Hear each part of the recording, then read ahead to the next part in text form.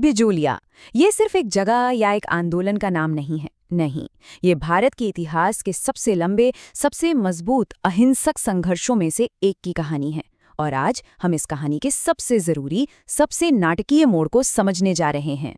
तो आज का हमारा बड़ा सवाल यही है कि आखिर 44 साल तक चला एक आंदोलन, जो लगभग टूटने और बिखरने की कगार पर पहुंच गया था, उसने खुद को कैसे संभाला? और न सिर्फ संभाला, बल्कि एक ऐसी ऐतिहासिक जीत हासिल की जिसे आज भी याद किया जाता है।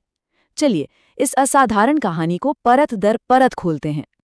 देखिए, बिजोलिया की ये पूरी लड़ाई 3 हिस्सों में बटी हुई है। पहले 2 हिस्सों ने संघर्ष की जमीन तैयार की, उसे देश भर में पहचान दिलाई।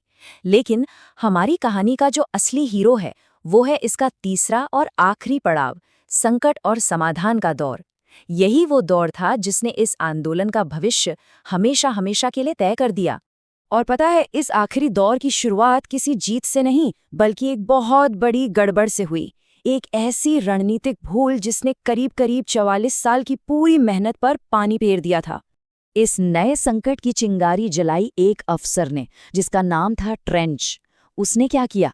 उसने बिना सिंचाई वाली जमीन पर, मतलब जो सबसे कम उपजाऊ जमीन थी, उस पर टैक्स बढ़ा दिया। ये एक ऐसा फैसला था जिसने किसानों के गुस्से की आग को फिर से भड़का दिया। और इसी नाजुक मोड़ पर आंदोलन के एक बहुत बड़े नेता विजय सिंह पथिक से एक भारी चूक हो गई। उन्होंने किसानों को सलाह दी कि वो विरोध में अपनी जमीनें छोड़ दें। उन्हें लगा कि इससे दबाव बनेगा, पर दांव उल्टा पड़ गया। सामंतों ने फौरन उन जमीनों पर कब्जा किया और दूसरे लोगों को बेच दिया। सोचिए जरा, रातों रात हजारों किसान अपनी ही जमीन पर मजदूर बन गए। आंदोलन में उथल-पुथल मच गई और इस पूरी गड़बड़ के बीच 1927 में विजय सिंह पथिक ने खुद को आंदोलन से अलग कर लिया। अब बिजोलिया का संघर्ष बिना किसी बड़े नेता के अकेला खड़ा था। लेकिन कहते हैं ना, जब सारी उम्मीदें खत्म होने लगती हैं, तभी कहानी में एक नया मोड़ आता है। ठीक उसी वक्त जब लग रहा था कि सब कुछ खत्म हो गया, देश के कुछ बड़े नेताओं की नज़र इस संघर्ष पर पड़ी और उन्होंने इसे इसकी राख से दोबारा खड़ा करने का फैसला किया। पथिक के जाने से जो खालीपन आया था, उसे भरने के लिए एक बहुत बड़ा नाम आगे आया, महात्मा गांधी।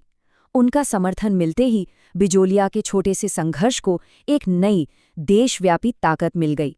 गांधी जी ने सिर्फ नैतिक समर्थन नहीं दिया, उन्होंने अपने सबसे भरोसेमंद साथियों में से एक जमनालाल बजाज को सीधे बिजोलिया भेजा ताकि वो आंदोलन की कमान संभाल सकें। तो अब देखिए, एक नई और मजबूत लीडरशिप तैयार हो रही थी। बजाज ने जमीनी स्तर पर आंदोलन को लीड करने के लिए हरिभाऊ उपाध्याय को चुना। मतलब अब दिल्ली का नेतृत्व सीधे बिजोलिया के खेतों में लड़ रहे किसानों से जुड़ चुका था। पर ये लड़ाई सिर्फ जमीन पर या नेताओं के दम पर नहीं लड़ी जा रही थी। नहीं, इसकी एक और बहुत बड़ी ताकत थी, कलम और गीतों की ताकत। यही वो ताकत थी जिसने इतने सालों तक लोगों का हौसला टूटने नहीं दिया। और आवाज उठाने वालों की लिस्ट देखिए, एक से बढ़कर एक नाम। बाल गंगाधर तिलक ने अपने अखबार मराठा में लिखा। गणेश शंकर विद्यार्थी ने तो अपने अखबार प्रताप के जरिए इस संघर्ष को एक राष्ट्रीय मुद्दा ही बना दिया।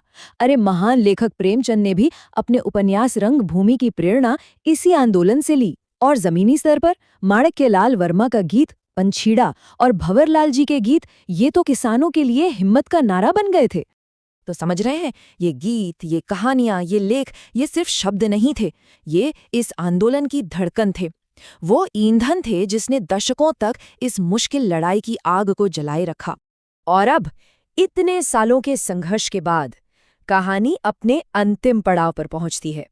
वो पड़ाव जहां दशकों की मेहनत का नतीजा सामने आने वाला था। साल था 1941। 2 बड़े अधिकारी, मेवाड़ के प्रधानमंत्री वी राघवाचारी और राजस्व मंत्री मोहन सिंह मेहता, ने एक अंतिम समझौते के लिए बातचीत शुरू की और उनकी ये कोशिश इस आंदोलन की जीत में निर्णायक साबित हुई। और जो जीत मिली वो शानदार थी। समझौते के तहत किसानों से छीनी गई सारी की सारी जमीनें उनके असली मालिकों को वापस मिली। जो भारी भरकम टैक्स था, उसे काफी कम कर दिया गया और 44 साल से चल रहे इस लंबे संघर्ष का आखिरकार एक शांतिपूर्ण अंत हुआ। तो बिजोलिया सिर्फ एक स्थानीय किसान आंदोलन बनकर नहीं रह गया। नहीं, इसने भारत के इतिहास पर एक बहुत गहरी छाप छोड़ी। तो क्या थी इसकी विरासत? पहली बात, ये राजस्थान का पहला संगठित किसान आंदोलन था। दूसरी, 44 साल तक चलकर ये दुनिया का सबसे लंबा अहिंसक आंदोलन बना। तीसरी, इसने पूरे भारत के दूसरे किसान आंदोलनों के लिए एक रास्ता दिखाया, एक मॉडल पेश किया। और सबसे बढ़कर, इसने किसानों के अंदर एक नई राजनीतिक चेतना और आत्मसम्मान की भावना जगाई। तो आखिर में एक सवाल, 44 साल बिना हिंसा के सिर्फ अपनी बात पर, अपने हक के लिए टिके रहना, बिजोलिया की ये लड़ाई आज के दौर में न्याय के लिए चल रहे संघर्षों के बारे में हमें क्या सिखा सकती है?